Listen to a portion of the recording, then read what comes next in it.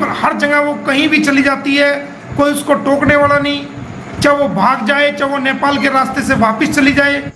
अस्सलाम वालेकुम दोस्तों, एक मरतबा फिर हाजिर हूं। दोस्तों, जिस तरीके से हम लोग कहते आ रहे थे, आखिरकार रात को मोमिन मलिक साहब ने वही चीजें बता दी। हम लोग कहते आ रहे थे कि सीमा रात को जहां चाहती है अपनी मनमानी करते हुए चली जाती है, कोई पूछने वाला नहीं। आप लोग कहते थे कि आप लोगों को कैसे पता, आप लोग झूठ बोलते हैं। जो जो बातें हम करते आ रहे थे, हमने हमेशा रबूपुरा के ऐसे जो रबूपुरा की पुलिस, ग्रेटर नोएडा की पुलिस को टारगेट किया कि ये बिल्कुल बिकाऊ है, बिकी हुई है, सीमा की पर्स में है। तो मोमिन साहब मायूस होकर उन्होंने जो एक्शन, उन्होंने एक बड़ा स्टेप लिया है। तो आप लोग मोमिन साहब का एक्सक्लूसिव इंटरव्यू देखिए कि किस तरीके से उन्होंने जो पुलिस के सरबराहान है उनको लेटर लिख दिया है और सेंट्रल गवर्नमेंट को भी लेटर लिख दिया है। जिस तरीके से पुलिस जो है, जिसको कार्रवाई करनी चाहिए, वो बिल्कुल सीमा की खातिरदारी। और मोमिन साहब ने यहां तक कह दिया कि ऐसे लगता है कि सीमा उनकी बुआ की बेटी है या उनकी कोई सगी है, जिस तरीके से उसकी खातिरदारी तवाज़ो की जा रही है। तो चले पहले मोमिन साहब का एक्सक्लूसिव बयान सुनते हैं, वीडियो देखिए। हम लोग ऐसे कहते थे ना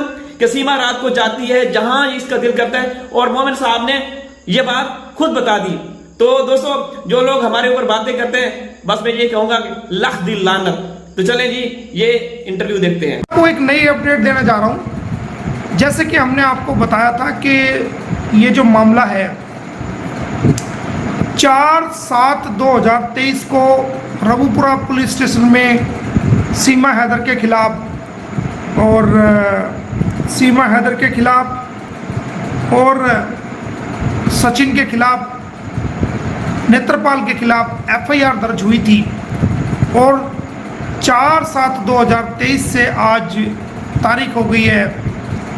आप लगा सकते हो कि 14 तारीख आज हो गई है। 14 तारीख 10वां महीना 2024 हो गया है। तो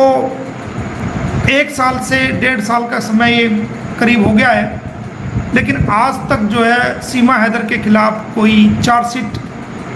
173(2) के तहत, सीआरपीसी की धारा 173(2) के तहत कोई चार्जशीट कोर्ट में फाइल नहीं की गई है उत्तर प्रदेश पुलिस द्वारा, ना नेत्रपाल के खिलाफ, ना सीमा के खिलाफ, ना ही सचिन मीना के खिलाफ। हमने बार बार उनको लिखा है, पुलिस डिपार्टमेंट उत्तर प्रदेश को, कि इसके खिलाफ एफआईआर जो दर्ज हुई है, इन्वेस्टिगेशन को कंप्लीट करके कोर्ट में चालान पेश करें ताकि हम ट्रायल करके इसको सजा दिला सके। लेकिन ढाक के वही 3 पात रहे हैं। ऐसा लगता है कि सीमा हैदर की खातिरदारी बढ़िया तरीके से हो रही है और सीमा हैदर के खिलाफ उत्तर प्रदेश की जो रबूपुरा की पुलिस है वो कुछ करना नहीं चाहती है। उसको मेहमान नवाजी के तौर पर रख रही है, उसको ऐसे रख रही है जैसे उनकी बुआ आ गई हो, जैसे उनकी जो है ना कोई रिश्तेदारी, उनकी रिश्तेदार में से कोई उनका रिश्तेदार आ गया हो या उनकी कोई रिलेटिव आ गई हो। उसको वीआईपी ट्रीटमेंट दिया जा रहा है, उसकी आवभगत की जा रही है और उसको जो है किसी भी हर जगह वो कहीं भी चली जाती है, कोई उसको टोकने वाला नहीं, चाहे वो भाग जाए, चाहे वो नेपाल के रास्ते से वापस चली जाए, कोई उसकी पूछताछ करने वाला नहीं। वो जब मर्जी चाहती है घर से निकल लेती है, जब मर्जी कहीं भी चली जाती है। कोई उसके ऊपर पहरा नहीं हो रहा, कोई उसकी निगरानी नहीं हो रही, कोई उसकी चेकिंग नहीं हो रही। और कोई सबसे बड़ी बात यह है कि उसके खिलाफ चार्जशीट जो है वो पेश नहीं की जा रही, उसमें डिले किया जा रहा है। अब मुझे ऐसा महसूस होता है कि रबूपुरा की पुलिस सीमा हैदर के खिलाफ कानूनी कार्रवाई करने में टोटली फेल हो चुकी है और कोई उम्मीद हम उससे नहीं कर सकते कि वो चार्जशीट अब जल्दी पेश कर देगी। लिहाजा मैं इस नतीजे पर पहुंचा हूं कि आज मैंने उत्तर प्रदेश के चीफ सेक्रेटरी को, उत्तर प्रदेश के डीजीपी साहब को और मैंने हरियाणा के चीफ सेक्रेटरी को, हरियाणा के डीजीपी को और दोनों सरकारों के चीफ सेक्रेटरी को और डीजीपी को और सेंट्रल गवर्नमेंट को आज मैंने ये लिख दिया है कि ये सीमा हैदर मेहमानों की तरह वहाँ पर रह रही है। कोई कानूनी कार्रवाई इसके खिलाफ नहीं हो रही है, कोई जांच इसके खिलाफ तेजी से नहीं हो रही है, जिसको ठंडे बस्ते में फेंक दिया गया है। और मुझे उम्मीद नहीं लगती कि इसकी जांच को तेजी करके कोई इसका चालान पेश किया जाएगा। तो लिहाजा ये हरियाणा में पकड़ी गई थी और जब तक एफआईआर दर्ज नहीं हुई थी, इसके खिलाफ एफआईआर दर्ज बल्लभगढ़ में, फरीदाबाद में होनी चाहिए थी, जो कानून कहता है, जो भारतीय कानून कहता है। तो इस केस को उत्तर प्रदेश से ट्रांसफर करके बल्लभगढ़ हरियाणा में भेजा जाए ताकि हरियाणा पुलिस अपनी जांच पूरी करके और चार्जशीट जो है कोर्ट में पेश कर सकें और इसके खिलाफ ट्रायल चला करके हम इसको सजा दिला सकें और इसको जेल करवा सकें। ये आज हमने इस केस को ट्रांसफ़र करने के लिए हमने उत्तर प्रदेश की आला अधिकारियों को, चीफ सेक्रेटरी लेवल को, हरियाणा के चीफ सेक्रेटरी लेवल को, दोनों प्रदेशों के डीजीपी को हमने लिख दिया है और सेंट्रल गवर्नमेंट को भी हमने लिख दिया कि इस केस को यहाँ से ट्रांसफ़र करके हरियाणा में ट्रांसफ़र किया जाए। अब इसके हम 10 या 15 दिन तक हम वेट करेंगे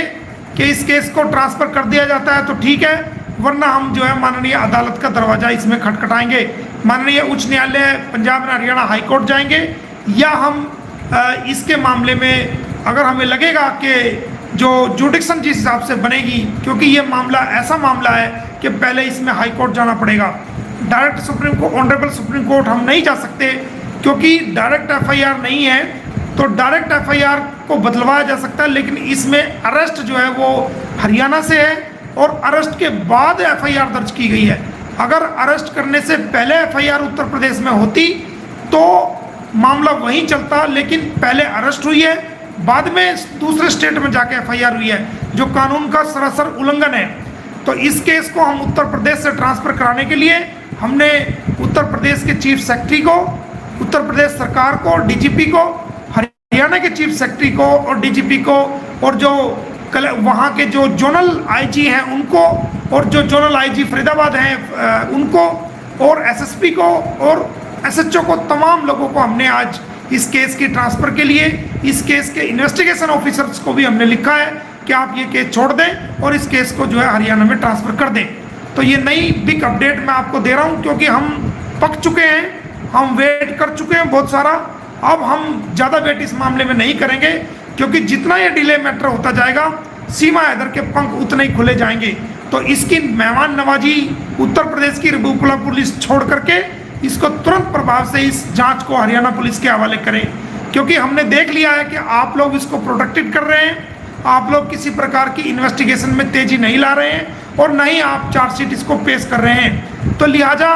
आज हमने दोनों सरकारों को लिखा है, सेंट्रल गवर्नमेंट को लिखा है और उम्मीद करते हैं कि हम 10 या 15 दिन तक ये वेट करेंगे।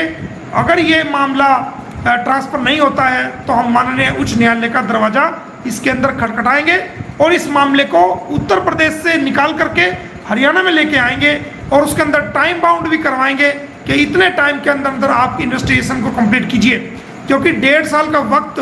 बहुत ज़्यादा वक्त होता है। आज पूरे देश में क्राइम है, हर जगह आज जहाँ मर्जी चाहे जैसे चाहे आज गोलियाँ चल जाती हैं, हत्याएँ हो जाती हैं और ये नेपाल का जो बॉर्डर है वो बॉर्डर क्रॉस करके कितने सारे जो है वो इलीगल तरीके से भारत में घुसपैठ कर लेते हैं और हमारी पुलिस 1.5 साल तक चालान उसके खिलाफ जो है जो उत्तर प्रदेश की पुलिस है वो पेश करने में नाकामयाब होती है। और ये बड़े दुख की बात है, हमें दुख के साथ कहना पड़ रहा है कि हम इस केस को उत्तर प्रदेश पुलिस से लेकर के हरियाणा की तरफ अब लाने की तरफ हमने कदम बढ़ा दिया है और उनको हमने लिख दिया है। तो अगर 10 या 15 दिन के अंदर अंदर समय हमने दिया है, उसके अंदर ये जांच को अगर नहीं बदला जाता है, पूरी चार्जशीट को जो उन्होंने अब तक लिखी है या अब तक इन्वेस्टिगेशन की है उसको हरियाणा पुलिस के हवाले करें और आगे की जो जांच है, फर्दर इन्वेस्टिगेशन जो है वो हरियाणा पुलिस इस मामले में करे और चार्जशीट जल्दी से जल्दी जो है वो उत्तर प्रदेश की पुलिस से लेकर के इन्वेस्टिगेशन को कंप्लीट करके वो फरीदाबाद न्यायालय में कोर्ट में जो है इसको प्रस्तुत करे, ताकि हम इसमें खड़े होकर के सीमा हैदर को जो है उसकी औकात दिखा सकें और उसको जेल करा सकें और उसको यहाँ से जेल कराने के बाद जब वो जेल भुगत ले, यहाँ से उसको डिपोर्ट उसके नेपाल और फिर नेपाल से उसके देश वो वहाँ से सज़ा भुगतने के बाद वो डिपोर्ट हो सके। तो दोस्तों हमने यही नई अपडेट आपको देनी थी। हमने बहुत बड़ा कदम ये उठाया है और ये कदम हमने मजबूर होकर उठाया क्योंकि हम नाउम्मीद हो गए हैं उत्तर प्रदेश की रबूपुरा पुलिस से कि वो कभी अपनी जांच पूरी कर पाएगी। 1.5 साल से वो इसको घुस पे लीप रही है और वो आमे टामे दे रही है और वो बहानेबाजी कर रही है और वो सीमा को ऐसे प्रोटेक्ट कर रही है जैसे उनके पुलिस स्टेशन में उनका कोई मेहमान आ गया हो। तो इस प्रकार की जो हरकतें हैं वो ठीक नहीं है। पूरी